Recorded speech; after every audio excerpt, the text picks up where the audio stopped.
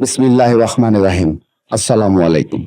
বিএনপির দেশ গড়ার পরিকল্পনায় জনগণকে সম্পৃক্ত করার লক্ষ্যে আয়োজিত আমার ভাবনায় বাংলাদেশ জাতীয় বিল মেকিং প্রতিযোগিতায় আমি যেমন দেশ চাই থিমের উপর কিছু মতামত তুলে ধরে আগামী দেশ গড়ার পরিকল্পনায় আমিও একজন গর্বিত অংশীদার হতে চাই। আমি প্রকৌশলী মোহাম্মদ ফজলুল হক, ব্যবস্থাপক পেট্রোবাংলা ও সাধারণ সম্পাদক পেট্রোবাংলা অফিসার্স অ্যাসোসিয়েশন। আমি দৃঢ়ভাবে বিশ্বাস করি বাংলাদেশের অর্থনীতির মেরুদণ্ড জ্বালানি, আর জ্বালানির মেরুদণ্ড পেট্রোবাংলা। পেট্রোবাংলা মূলত দেশের তেল, গ্যাস, কয়লা ও কঠিন শিলা উত্তোলন ও বিপণন কাজে নিয়োজিত একটি জাতীয় গুরুত্বপূর্ণ প্রতিষ্ঠান। পেট্রোবাংলার আওতাধীন 13টি কোম্পানি, তার মধ্যে gas production company Bapex, BGFCL এবং SGCL, gas distribution company Titas gas, Karnaphuli gas, Bakhrabad gas, Paschimanchal gas, Sundarban gas ও জালালাবাদ গ্যাস, গ্যাস ট্রান্সমিশন ও এলএনজি কোম্পানি জিটিসিএল এবং আরপিজিসিএল। কিন্তু দুঃখের সাথে বলতে হয়, বিশ্বব্যাপী জ্বালানি সেক্টর যেভাবে এগিয়েছে, পেট্রোবাংলা সেভাবে অগ্রসর হতে পারেনি। অন্যভাবে বললে এ সেক্টরকে দাঁড়াতে দেওয়া হয়নি। যেখানে বিশ্বের সকল গ্যাস সেক্টর মাল্টিন্যাশনাল কোম্পানি হিসেবে নিজ দেশে এবং অন্য দেশে কাজ করে বিলিয়ন বিলিয়ন ডলার অর্জন করে দেশের অর্থনীতিকে শক্তিশালী করছে, আর আমরা নিজ দেশের সম্পদ উত্তোলন করতে পারছি না, অন্য কথায় করতে দেয়া হচ্ছে না। জ্বালানি অনুসন্ধানের সুবিধার্থে সমগ্র বাংলাদেশকে 48টি ব্লকে বিভক্ত করা হয়েছে।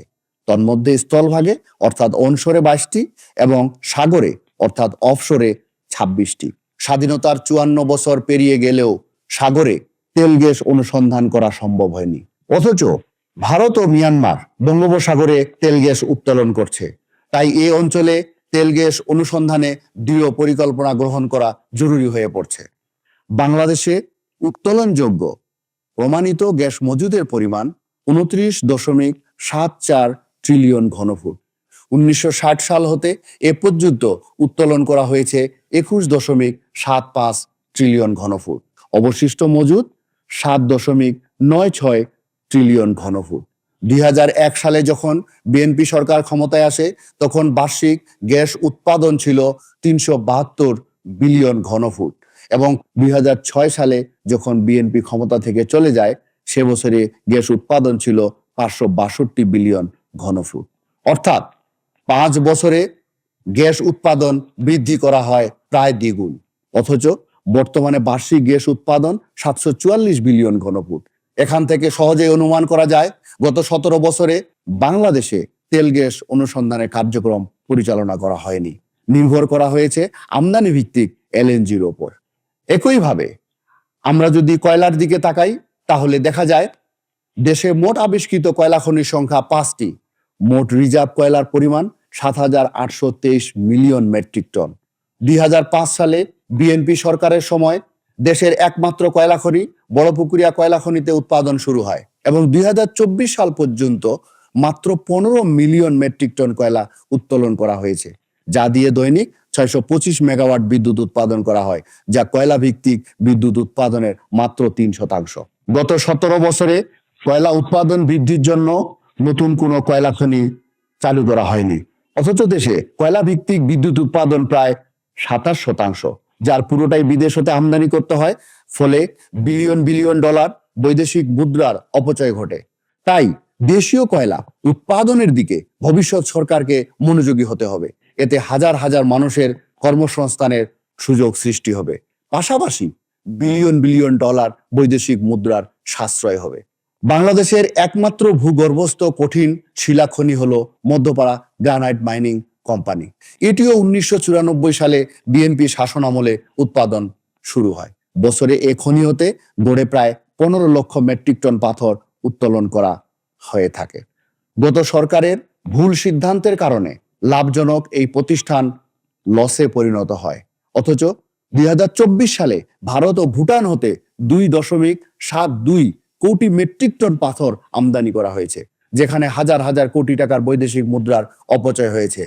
তাই এই কোম্পানিটিকে সঠিকভাবে পরিচালনা করা গেলে এটি পুনরায় লাভজনক প্রতিষ্ঠানে রূপান্তরিত হবে। পরিশেষে দেশের অর্থনৈতিক উন্নয়নের সূচক জিডিপির দিকে খেয়াল করলে দেখা যায় বর্তমানে দেশের মোট জিডিপি 462 বিলিয়ন ইউএস ডলার, জিডিপিতে কৃষি খাতের অবদান 12%, শিল্প খাতের অবদান 34% এবং সেবা খাতের অবদান 54%। এই 3 খাতেই জ্বালানির অবদান সর্বোচ্চ। তাই জ্বালানি সরবরাহ বৃদ্ধি করলে দেশের জিডিপিও বৃদ্ধি পাবে। একটি কথা না বললেই নয়, বিএনপি সরকার দেশের জ্বালানি খাতকে সর্বোচ্চ অগ্রাধিকার দিয়ে আন্তর্জাতিক প্রতিষ্ঠান সেভরনের মতো প্রতিষ্ঠানকে দেশে এনেছিল বলেই আজও শিল্প কারখানায় গ্যাস সরবরাহ করা সম্ভব হচ্ছে। দেশের একমাত্র কয়লা খনি ও একমাত্র পাথরের খনি বিএনপি সরকারের অবদান, যা বাংলাদেশের উন্নয়নের প্রতি বিএনপির দৃঢ় অঙ্গীকারের বাস্তবায়ন। তাই আগামীর বাংলাদেশ বিনির্মাণে রাষ্ট্র মেরামতে বিএনপির 31 দফার 18 নম্বর দফায় উপেক্ষিত গ্যাস ও খনিজ সম্পদ আবিষ্কার ও আহরণে উপযুক্ত ব্যবস্থা গ্রহণ করার যে প্রতিজ্ঞা করা হয়েছে তা বাস্তবায়ন করলে জ্বালানি খাত তথা পেট্রোবাংলাকে শক্তিশালীকরণের মাধ্যমে দেশের সামগ্রিক উন্নতি সম্ভব হবে মর্মে আমার দৃঢ় বিশ্বাস। জ্বালানি হোক উন্নয়নের প্রধান হাতিয়ার, এই কামনা ভবিষ্যৎ সরকারের নিকট। আল্লাহ হাফেজ। বাংলাদেশ জিন্দাবাদ।